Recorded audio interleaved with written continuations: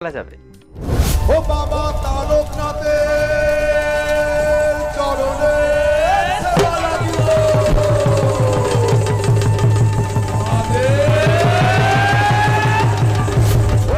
পয়লা বৈশাখ বাঙালির নববর্ষ।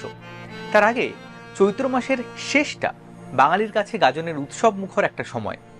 আগে অন্তত তো সেই উৎসবের রেশটা ছিল। এখনো বাংলার বিভিন্ন জায়গায় পালিত হয় গাজন উৎসব। গাজনের মূলত তিনটে ভাগ: ঘাট সন্ন্যাস, নীলব্রত আর চড়ক।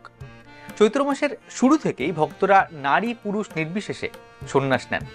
সেই এক মাস তারা সন্ন্যাসীদের মতো কাপড় পরে সারাদিন ভিক্ষা করে সন্ধ্যায় হবিষ্যান্ন গ্রহণ করেন।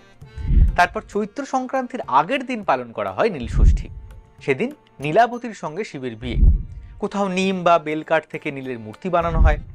নীল পুজোর আগের দিন করা হয় অধিবাস। তারপর রাত্রে হয় হাজরা পুজো,